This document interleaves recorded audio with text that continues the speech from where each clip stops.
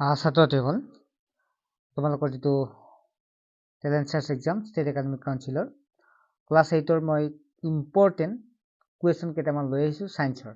ঠিক আছে, ভালদৰে চাবা, এনেকুৱা প্ৰশ্ন পৰীক্ষাত তোমালোকে পাবাই। আৰু ইয়াৰ উপৰি ছাত্ৰ-ছাত্ৰীসকল তোমালোকৰ যিটো টেলেণ্ট চাৰ্চ এক্সাম 28 তাৰিখে হ'ব, এই 28 তাৰিখৰ বাবে এখন ই বুক প্ৰস্তুত কৰা হৈছে। মাত্ৰ 35 টকা পে'মেণ্ট কৰিলে তোমালোকে ই বুকখন লাভ কৰিব পাৰিবা। ইতিমধ্যে বহু ছাত্ৰ-ছাত্ৰীয়ে ল'লে, য'ত কুৱেশ্যন পেপাৰ প্ৰশ্ন উত্তৰ সকলো হিন্দী পাবা, আছামিছ আৰু ইংলিছ মিডিয়াম দুইটা মিডিয়ামৰ ছাত্ৰ-ছাত্ৰীসকলে পাই যাবা। প্ৰথম প্ৰশ্নটো আছে, কি কৰিব লাগিব? হোৱাটছএপ নম্বৰ যিটো দেখা পাইছা 9394628219 এই নম্বৰটোত হোৱাটছএপ SMS কৰিলে টেলেণ্ট চাৰ্চ এক্সাম ক্লাছ 8ৰ বা ক্লাছ 9ৰ, ক্লাছ 8 আৰু 9 দুইটাৰে বনোৱা গৈছে, তেনেকৈ SMS কৰিলে হ'ল। এতিয়া আহিল প্ৰশ্নখিনিলৈকে আহিছোঁ। প্ৰথম প্ৰশ্নটো আছে, সৌৰজগতৰ নীলা গ্ৰহ বুলি কোনটো গ্ৰহক পোৱা যায়? নীলা গ্ৰহ বুলি পৃথিৱীক পোৱা যায়।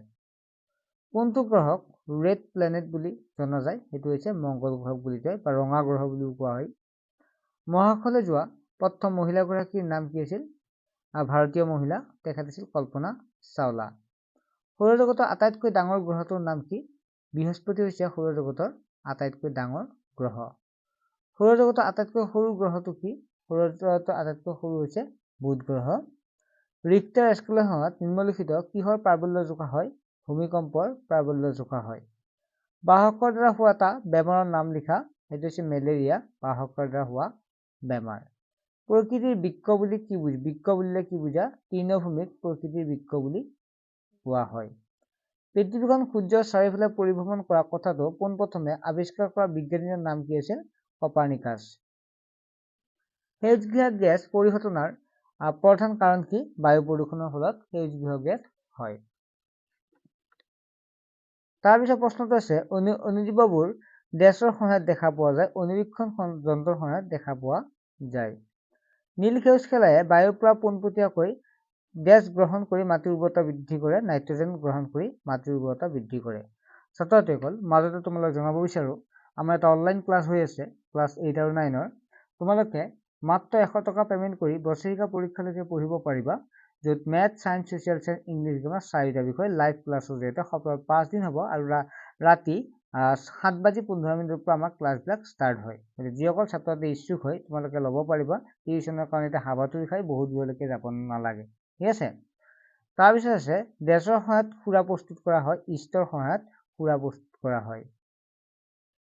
ডেছৰ দ্বাৰা কলেৰা হয়, বেক্টেৰিয়াৰ দ্বাৰা কলেৰা ৰোগ হয়।